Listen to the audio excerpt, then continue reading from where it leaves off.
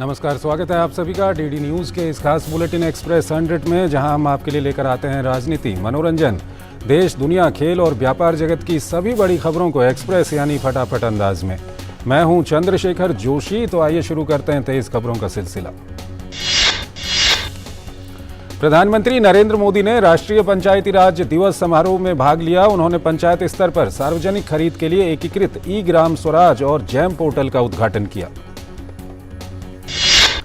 प्रधानमंत्री ने कहा कि 2014 के बाद से देश ने अपनी पंचायतों के सशक्तिकरण का बीड़ा उठाया है और आज इसके परिणाम नजर आ रहे हैं। प्रधानमंत्री नरेंद्र मोदी ने हरी झंडी दिखाकर मध्य प्रदेश में 3 नई रेलगाड़ियां शुरू की। प्रधानमंत्री ने लगभग 2300 करोड़ रुपए की विभिन्न रेल परियोजनाओं का शिलान्यास और राष्ट्र को समर्पित किया। इनमें मध्य प्रदेश में 100% रेल विद्युतीकरण के साथ साथ दोहरीकरण, आमान परिवर्तन और विद्युतीकरण परियोजनाएं शामिल हैं। प्रधानमंत्री ग्वालियर स्टेशन के पुनर्विकास का शिलान्यास भी कर चुके हैं। प्रधानमंत्री मोदी ने कहा कि देशवासियों ने विकसित भारत का सपना देखा है और इसके लिए दिन रात काम किया जा रहा है। प्रधानमंत्री मोदी ने लाभार्थियों को लगभग 35 लाख स्वामित्व संपत्ति कार्ड सौंपे। कार्यक्रम के बाद देश में स्वामित्व योजना के अंतर्गत लगभग 1 करोड़ 25 लाख संपत्ति कार्ड वितरित किए जा चुके होंगे। इनमें यहां वितरित किए गए कार्ड भी शामिल हैं। सभी के लिए आवास के विजन को पूरा करने की दिशा में कदम बढ़ाते हुए प्रधानमंत्री नरेंद्र मोदी ने पीएम आवास योजना ग्रामीण के अंतर्गत 4 लाख से अधिक लाभार्थियों को गृह प्रवेश कराया। प्रधानमंत्री ने जल जीवन मिशन के अंतर्गत लगभग 7000 करोड़ रुपए की परियोजनाओं का शिलान्यास भी किया। कोच्चि की सड़कों पर स्थानीय परिधान में पीएम मोदी की एक झलक पाने के लिए लोगों की बेसब्री का अंदाजा कुछ इस तरह था। देश का प्रधान सेवक सड़क पर इतने सरल और सहज तरीके से पैदल ही लोगों के बीच मौजूद था और उसका दीदार पाने के लिए लोगों का हुजूम उमड़ पड़ा था।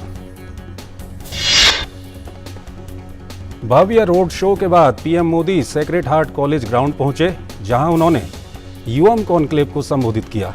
उन्होंने वैश्विक गतिविधियों में रुझान के लिए केरल के युवाओं के प्रति आभार व्यक्त किया। उन्होंने कहा कि आज के समय में भाजपा और युवा एक समान तरीके से काम कर रहे हैं।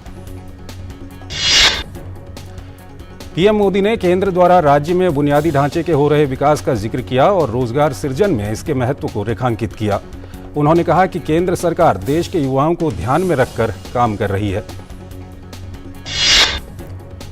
पीएम मोदी ने केरल सरकार पर भी हमला बोला और खासतौर से सोने की तस्करी को लेकर निशाना साधा। उन्होंने कहा कि एक तरफ भाजपा की सरकार देश का निर्यात बढ़ाने के लिए केरल से पारंपरिक दवाइयां दुनिया में ले जा रही है, उसके लिए दिन रात मेहनत कर रही है। वहीं केरल में कुछ लोग दिन रात सोने की तस्करी के लिए मेहनत करते रहते हैं। पीएम मोदी ने कहा कि सूडान में फंसे भारतीयों की वापसी के लिए ऑपरेशन कावेरी की शुरुआत की गई है। उन्होंने बताया कि इसकी निगरानी विदेश राज्य मंत्री वी मुरलीधरन कर रहे हैं।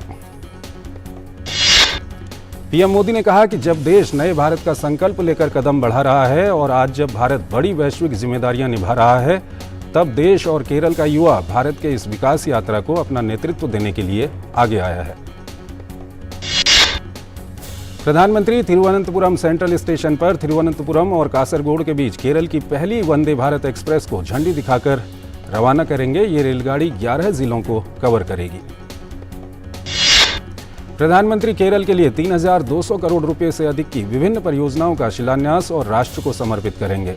प्रधानमंत्री कोच्चि वाटर मेट्रो राष्ट्र को समर्पित करेंगे। कोच्चि शहर के साथ निर्बाध संपर्क के लिए बैटरी चालित इलेक्ट्रिक हाइब्रिड नौकाओं के माध्यम से कोच्चि के आसपास के 10 द्वीपों को जोड़ने वाली ये अपनी तरह की अनोखी परियोजना है।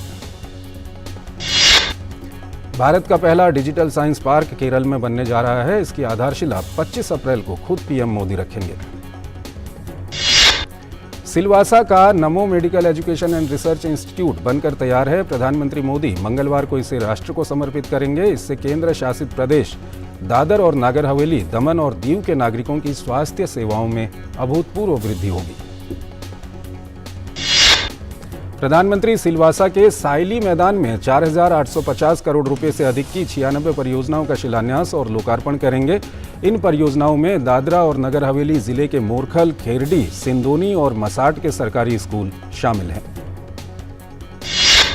प्रधानमंत्री दमन में देवका सी फ्रंट भी राष्ट्र को समर्पित करेंगे। लगभग 165 करोड़ रुपए की लागत से करीब 5.45 किलोमीटर का सी फ्रंट बनाया गया है। देश में अपनी तरह का एक तटीय विहार स्थल बनाया गया है। इससे स्थानीय अर्थव्यवस्था को बढ़ावा मिलेगा और पर्यटकों को आकर्षित किया जा सकेगा। राष्ट्रपति द्रौपदी मुर्मू हरियाणा दौरे में करनाल में भारतीय कृषि अनुसंधान परिषद के राष्ट्रीय डेयरी अनुसंधान संस्थान के 19वें दीक्षांत समारोह में शामिल हुई। कार्यक्रम में राष्ट्रपति ने छात्रों को डिग्री भी प्रदान की। अपने संबोधन में राष्ट्रपति ने कहा, भारत दुनिया का सबसे बड़ा दुग्ध उत्पादक देश है। उन्होंने कहा, डेयरी उद्योग करोड़ों लोगों को आजीविका प्रदान करता है। राष्ट्रपति ने कहा, पिछले कुछ सालों में भारत में लगातार दूध डेयरी से जुड़े क्षेत्र का तेजी से विस्तार हो रहा है। केंद्रीय कृषि मंत्री नरेंद्र सिंह तोमर ने कार्यक्रम को संबोधित करते हुए कहा, पशुपालन और डेयरी उत्पादन के क्षेत्र में विकास में वैज्ञानिकों का अहम योगदान है। राष्ट्रपति द्रौपदी मुर्मू हिसार में चौधरी चरण सिंह हरियाणा कृषि विश्वविद्यालय के 25वें दीक्षांत समारोह में शामिल हुई। राष्ट्रपति ने दीप प्रज्वलित कर कार्यक्रम का शुभारंभ किया। इस मौके पर हरियाणा के गवर्नर और मुख्यमंत्री मनोहर लाल खट्टर समेत शिक्षा जगत के कई गणमान्य लोग मौजूद थे। राष्ट्रपति ने कार्यक्रम को संबोधित करते हुए कहा कि ये संतुष्टि का विषय है कि बेटियां हर क्षेत्र में आगे बढ़ रही हैं। कर्नाटक दौरे पर गृह मंत्री और भाजपा के वरिष्ठ नेता अमित शाह ने हासन जिले के सकलेशपुरा में रोड शो किया। इस दौरान हजारों की संख्या में सड़क पर समर्थक दिखे। इससे पहले गृह मंत्री ने आज चामराजनगर जिले के गुंडलूपेट में भी रोड शो किया था। सकलेशपुरा में रोड शो के दौरान अमित शाह ने कहा कि कांग्रेस का जातिवादी चरित्र है, जबकि भाजपा सबको साथ लेकर चलती है। कांग्रेस अध्यक्ष मल्लिकार्जुन खड़गे ने चिकमंगलुरु में एक संवाददाता सम्मेलन को संबोधित करते हुए कहा कि अगर कर्नाटक में कांग्रेस की सरकार बनती है तो पहले कैबिनेट की बैठक में कांग्रेस गृह ज्योति, गृह लक्ष्मी योजना, युवा निधि और अन्न भाग्य योजना पर मुहर लगाएगी। भाजपा अध्यक्ष जेपी नड्डा ने चिक्काबल्लापुर जिले के सिंदल घाट में रोड शो किया। रोड शो के दौरान सैकड़ों की संख्या में लोग नजर आए। इस दौरान उन्होंने कहा कि ये चुनाव कर्नाटक को विकास की लंबी छलांग लगाने का फैसला करने का चुनाव है। भारतीय कुश्ती महासंघ के अध्यक्ष बृजभूषण सिंह के खिलाफ महिला पहलवानों द्वारा लगाए गए यौन शोषण के आरोप का मसला सुप्रीम कोर्ट पहुंचा। जंतर मंतर पर बैठी महिला पहलवानों ने अब सुप्रीम कोर्ट का रुख किया है। आबकारी नीति मामले में आरोपी आम आदमी पार्टी के कम्युनिकेशन इंचार्ज विजय नायर ने सुप्रीम कोर्ट से दिल्ली हाई कोर्ट में लंबित अपनी जमानत याचिका पर जल्द सुनवाई का निर्देश देने की मांग की। सुप्रीम कोर्ट ने नायर से कहा कि वो दिल्ली हाई कोर्ट से ही मामला जल्द सुनवाई पर लगाने का आग्रह करें। सुप्रीम कोर्ट ने आपत्तिजनक सोशल मीडिया पोस्ट के लिए पूर्व आईपीएल कमिश्नर ललित मोदी के खिलाफ शुरू की गई अवमानना की कार्रवाई बंद की। ललित मोदी के सुप्रीम कोर्ट से बिना शर्त माफी मांगने के बाद कोर्ट ने यह फैसला लिया। अपने कॉमेडी शो में हिंदू देवी देवताओं पर अशोभनीय टिप्पणियों के चलते प्राथमिकी का सामना कर रहे मुनव्वर फारूकी को सुप्रीम कोर्ट से जमानत मिली। कोर्ट ने विभिन्न राज्यों में दर्ज एफआईआर को एक साथ जोड़कर इंदौर ट्रांसफर करने का निर्देश दिया। लखीमपुर खीरी में किसानों को गाड़ी से कुचलकर मारने के आरोपी आशीष मिश्रा की अंतरिम जमानत की अवधि सुप्रीम कोर्ट ने 11 जुलाई तक बढ़ाई। याचिकाकर्ता की ओर से वकील प्रशांत भूषण ने निचली अदालत में चल रहे ट्रायल में हर रोज सुनवाई का निर्देश देने की मांग की थी, लेकिन सुप्रीम कोर्ट ने फिलहाल चल रहे ट्रायल की प्रगति पर संतोष जताते हुए कहा कि ऐसा आदेश देना संभव नहीं है। पुलिस हिरासत में अतीक अहमद और अशरफ की हत्या को लेकर दायर याचिका पर सुप्रीम कोर्ट 28 अप्रैल को सुनवाई करेगा। वकील विशाल तिवारी की ओर से दायर याचिका में सुप्रीम कोर्ट के रिटायर्ड जज की निगरानी में विशेषज्ञ कमेटी बनाकर जांच की मांग की गई है। साथ ही अर्जी में उत्तर प्रदेश में 2017 से अब तक हुए 183 एनकाउंटर की जांच की मांग भी की गई है।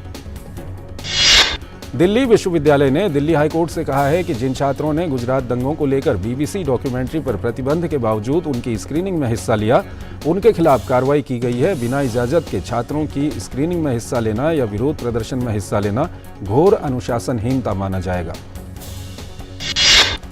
पश्चिम बंगाल शिक्षक भर्ती घोटाले से संबंधित लंबित मामले में जस्टिस अभिजीत गंगोपाध्याय द्वारा निजी टीवी संस्थान को दिए गए इंटरव्यू मामले में सुप्रीम कोर्ट ने कोलकाता हाई कोर्ट के रजिस्ट्रार जनरल से रिपोर्ट मांगी है। पश्चिम बंगाल शिक्षक भर्ती घोटाले मामले की सुनवाई कर रहे जस्टिस गंगोपाध्याय ने टीवी इंटरव्यू में टीएमसी नेता अभिषेक बनर्जी के खिलाफ बयान दिया था।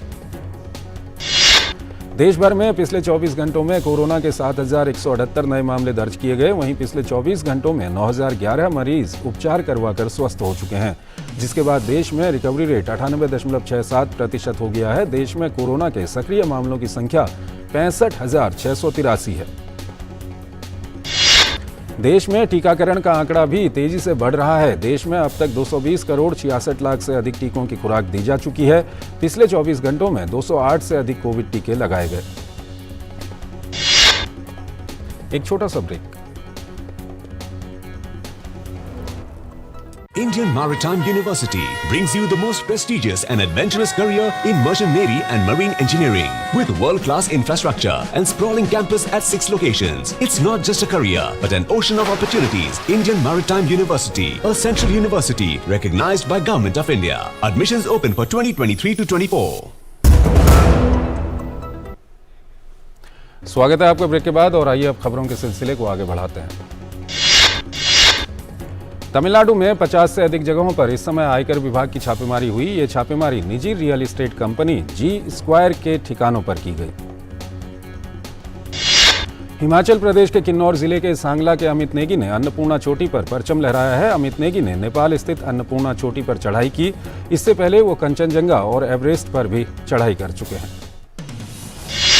उत्तर प्रदेश पुलिस ने प्रयागराज में माफिया अतीक अहमद के दफ्तर की तलाशी ली। इस दौरान कई जगहों पर खून के धब्बे और चाकू मिला है। पुलिस इस मामले की गहन छानबीन कर रही है। जम्मू कश्मीर के उधमपुर जिले में बारिश व ओलावृष्टि से गेहूं की फसल को बहुत ज्यादा नुकसान पहुंचा है। कई इलाकों में गेहूं की फसल करीब 80% खराब हो गई है। तमिलनाडु के मदुरई स्थित मीनाक्षी अम्मन मंदिर में चिथिरई उत्सव का ध्वजारोहण समारोह आयोजित किया गया। इसी के साथ पूरे तमिलनाडु में चिथिरई महोत्सव का आगाज हो गया है। केंद्रीय वाणिज्य और उद्योग मंत्री पीयूष गोयल ने मुंबई में 49वें भारतीय जेम्स एंड ज्वेलरी पुरस्कार के विजेताओं को सम्मानित किया। इस अवसर पर उन्होंने कहा कि विश्व बाजार में भारत ने अपने उद्योग के अनोखे डिजाइनों, परंपराओं और आधुनिकता को प्रदर्शित किया है। कर्नाटक में आयकर विभाग ने पूर्व मंत्री और कांग्रेस नेता गंगाधर गौड़ा के 2 आवासीय परिसरों और दक्षिण कन्नड़ के बेलथांगड़ी में एक शैक्षणिक संस्थान पर छापा मारा।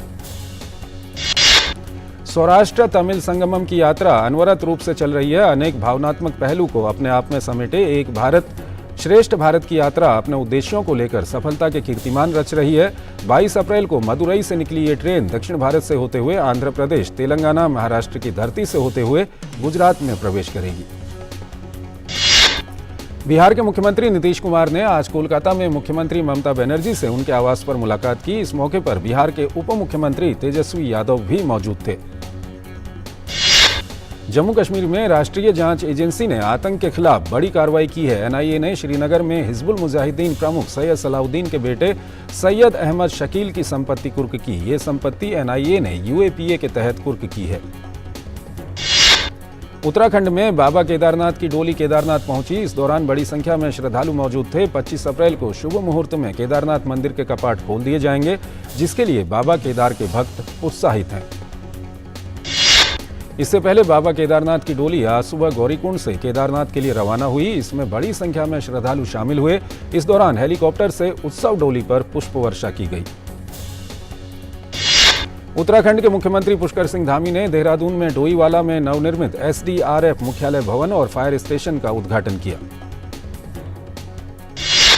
केदारनाथ में भारी बर्फबारी हुई, जिसके बाद चारों तरफ बर्फ की मोटी चादर बिछ गई। मौसम विभाग की चेतावनी के मद्देनजर केदारनाथ के लिए तीर्थयात्रियों का पंजीकरण फिलहाल रोका गया है। उत्तर प्रदेश के मुख्यमंत्री योगी आदित्यनाथ ने सहारनपुर में एक रैली को संबोधित किया। उन्होंने कहा कि पहले नौजवानों पर झूठे मुकदमे होते थे, आज झूठा मुकदमा कोई नहीं कर सकता। किसान आत्महत्या करता था, आज किसान को प्रधानमंत्री किसान सम्मान निधि मिल रही है। तेलंगाना में वाईएसआरटीपी प्रमुख वाईएस शर्मिला ने हैदराबाद में टीएसपीएससी प्रश्न पत्र लीक मामले को लेकर एसआईटी कार्यालय वो जा रही थी। इस दौरान पुलिस ने उन्हें हिरासत में ले लिया।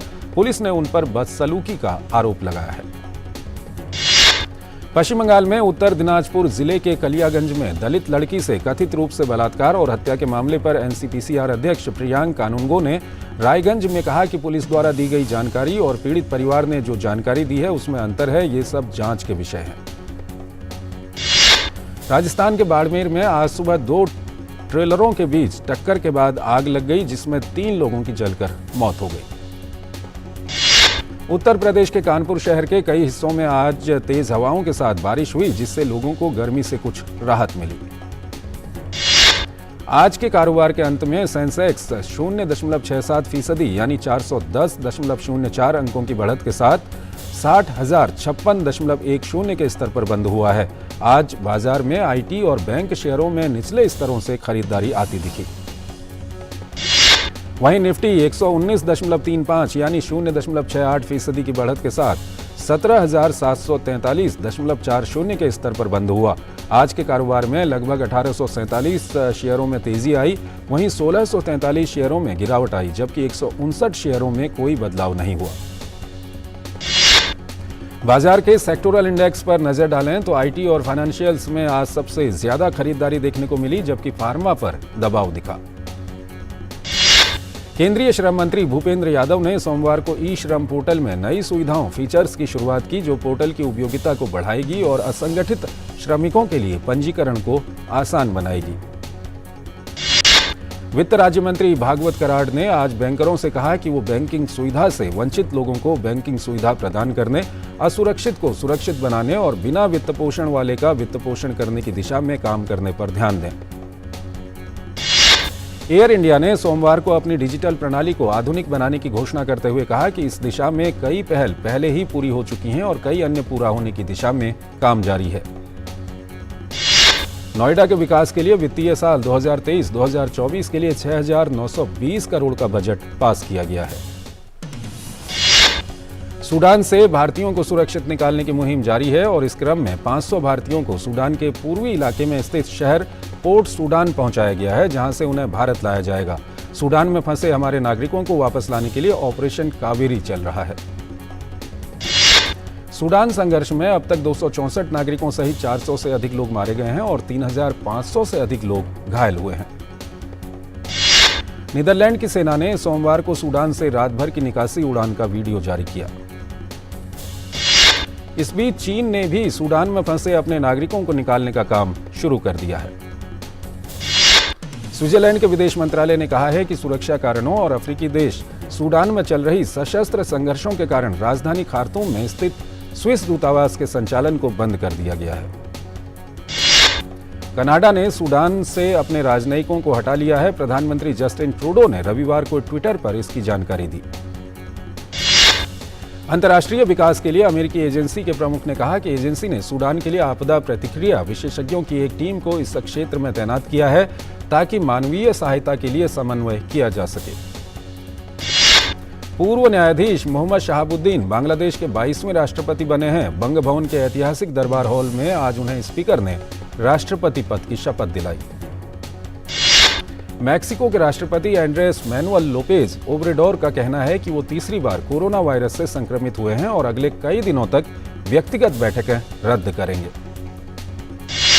सोमवार सुबह न्यूजीलैंड में काफी तेज भूकंप के झटके महसूस किए गए हैं। National centre for seismology (NCS) की ओर से दी गई जानकारी के अनुसार भूकंप की रिक्टर स्केल की तीव्रता 7.2 दर्ज की गई। बुर्किना फासो में तनाव तब बढ़ गया जब देश के उत्तरी हिस्से में बुर्किनाबे सशस्त्र बलों की वर्दी पहने लोगों द्वारा शुक्रवार को लगभग 60 नागरिकों की हत्या कर दी गई। ब्राजील की सरकार ने रविवार को ब्रासीलिया में 8 जनवरी को हुए दंगों का नया फुटेज जारी किया, जिसमें पूर्व राष्ट्रपति जैर बोल्सोनारो के समर्थकों ने सरकारी इमारतों पर धावा बोल दिया था। केन्या की पुलिस ने मालिंदी के तटीय शहर के पास से 47 शवों को निकाला। अमेरिका में रविवार को उड़ान भरने के तुरंत बाद एक विमान के इंजन से एक पक्षी के टकराने के बाद उसमें आग लग गई। एक और छोटा सा break. Indian Maritime University brings you the most prestigious and adventurous career in merchant navy and marine engineering. With world-class infrastructure and sprawling campus at 6 locations, it's not just a career, but an ocean of opportunities. Indian Maritime University, a central university recognized by Government of India. Admissions open for 2023 to 24. स्वागत है आपका break के बाद और आइए अब खबरों के सिलसिले को और आगे बढ़ाते हैं। पेरू के पूर्व राष्ट्रपति अलेजांद्रो टोलेडो अमेरिका से प्रत्यर्पित किए जाने के बाद राजधानी लीमा पहुंच गए हैं। अलेजांद्रो टोलेडो भ्रष्टाचार के आरोपी हैं। सोमवार को ऑस्ट्रेलिया ने द्वितीय विश्व युद्ध के बाद पहली बार अपनी रक्षा समीक्षा रिपोर्ट जारी की। रिपोर्ट में ऑस्ट्रेलिया की रक्षा क्षमताओं के विकास पर विशेष रूप से बल दिया गया है। लंबी दूरी तक मार करने वाले हथियारों के निर्माण को रिपोर्ट में ऑस्ट्रेलिया की जरूरत बताया गया। खेल मंत्रालय ने भारतीय कुश्ती संघ के चुनाव पर रोक लगाई। अगले महीने की 7 तारीख को चुनाव होने थे। खेल मंत्रालय ने आईओए को इस संबंध में पत्र लिखकर एक एडहॉक कमेटी बनाने को कहा है। यही कमेटी 45 दिनों के अंदर कुश्ती महासंघ का चुनाव करवाएगी।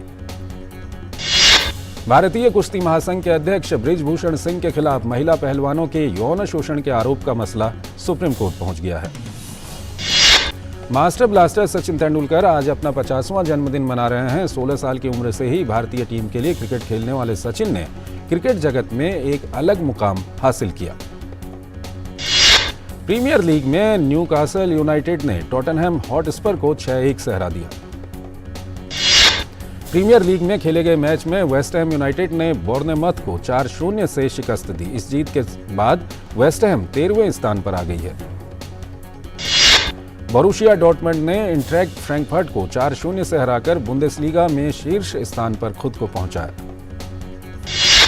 विश्व नंबर 2 कार्लोस अल्कराज ने जीता बार्सिलोना ओपन का खिताब। फाइनल में स्टेफानोस सिसिपास को हराया। केन्या के केल्विन किप्टम ने जीती लंदन मैराथन। इस कड़ी में अपने साथ एलियट किपशोक को दी मात। मनोज वाजपेयी की जल्द आ रही फिल्म सिर्फ एक बंदा काफी है का पोस्टर हुआ रिलीज। ओटीटी प्लेटफॉर्म G5 पर रिलीज होगी ये फिल्म। सलमान खान की फिल्म किसी का भाई किसी की जान ने 2 दिन में कमाए 41 करोड़। दूसरे दिन फिल्म की कमाई में काफी बढ़ोतरी हुई। शिवा कार्तिकेयन की नई फिल्म मावीरन की रिलीज डेट का हुआ ऐलान। 11 अगस्त को रिलीज होगी ये फिल्म। रोहित शेट्टी की फिल्म सिंघम का तीसरा पार्ट सिंघम अगेन अगले साल 15 अगस्त को होगा रिलीज। अजय देवगन एक बार फिर निभाएंगे फिल्म में मुख्य किरदार। Film mother Teresa and me का ट्रेलर हुआ रिलीज। 3 महिलाओं की कहानी पर आधारित ये फिल्म 5 मई को होगी रिलीज। अभिनेता नवाजुद्दीन सिद्दीकी की फिल्म जोगीरा सारारारा का पहला गाना टॉर्चर हुआ रिलीज। कुशन नंदन कर रहे हैं फिल्म का निर्देशन। अपकमिंग फिल्म ड्रीम गर्ल 2 ने एक बार फिर अपनी रिलीज डेट आगे बढ़ा दी है। ये फिल्म 25 अगस्त को रिलीज होगी। Actor Jimmy Shergill upcoming crime thriller Azam में एक अलग किरदार में नजर आएंगे। ये प्रोजेक्ट 19 मई को रिलीज होगा। तो इस बुलेटिन में फिलहाल इतना ही। आप बने रहिए डीडी न्यूज के साथ। नमस्कार।